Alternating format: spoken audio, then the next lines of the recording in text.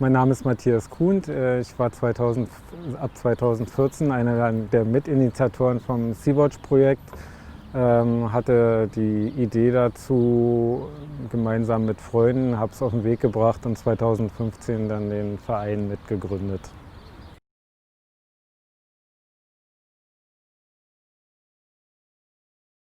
Ja, also ich habe heute einen Rettungsring mitgebracht.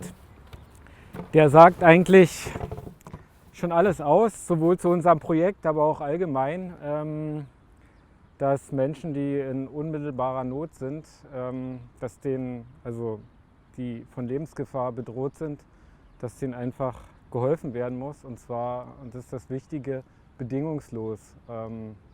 Und dass alles dran zu setzen ist, dass das auch passiert und nicht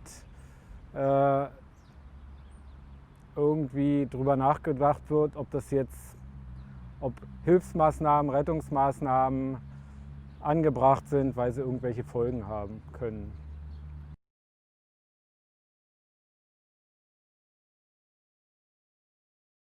Es ist auf jeden Fall eine Protestbewegung, weil wir dort ja vor allen Dingen am Anfang mit sehr, sehr einfachen Mitteln eine Lücke besetzt haben, die dort einfach bestanden hat.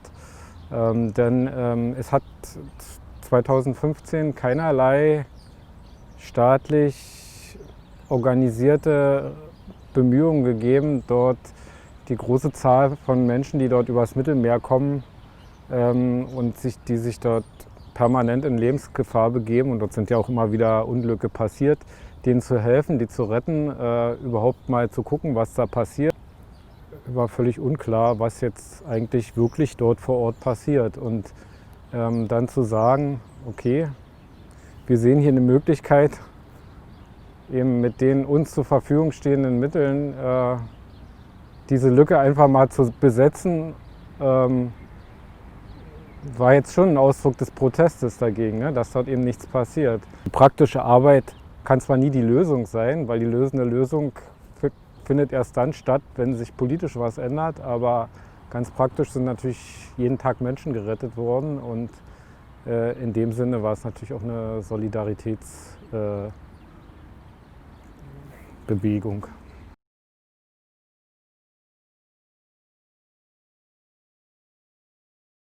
Besonders einprägsam war natürlich, als unser kleines Schiff dann das erste Mal dort zu so einer Rettungsmission aufgebrochen war und sich dann eben gezeigt hat, dass die Idee, die wir hatten, auch irgendwie funktioniert. Ja? Also dass wir wirklich denn dort innerhalb weniger Stunden nach Ankunft dort in dem Bereich, wo sich diese Unglücke abspielen, tatsächlich dort Schlauchboote mit hunderten Menschen drauf gefunden wurden, dass da eben auch permanent, also direkt auch Lebensgefahr bestand. Ne?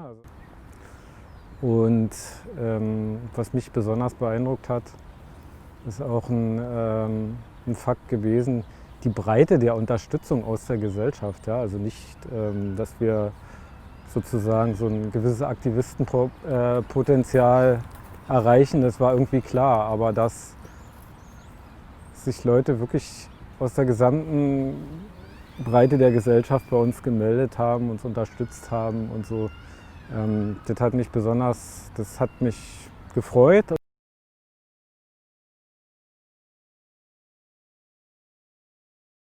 Solidarische Gesellschaft sagt es ja da schon, dass ich glaube, dass es darauf ankommt, dass man nicht zu sehr auf sich selbst schaut, sondern eben das eigene Wirken in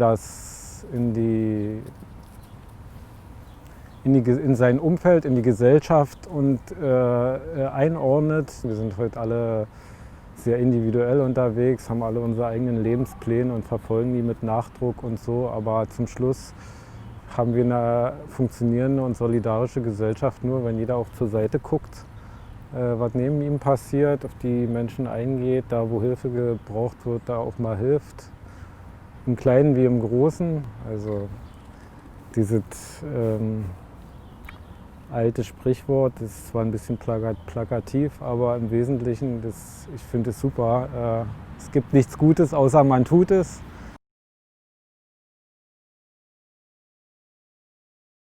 Ich glaube, dass es wichtig ist, dass man Ideen oder eigentlich der Wunsch, etwas zu tun, entwickelt sich aus einem Gefühl, aus einem Defizit, was man irgendwo sieht. Und ich glaube, dass es wichtig ist, das nicht an sich vorbeiziehen zu lassen, sondern an solchen Themen dran zu bleiben, zu gucken, wo man sich da engagieren kann und dann eben auch tätig zu werden. Einfach das tun, was das Herz einem sagt, ja, soweit es irgendwie möglich ist, das zu verfolgen.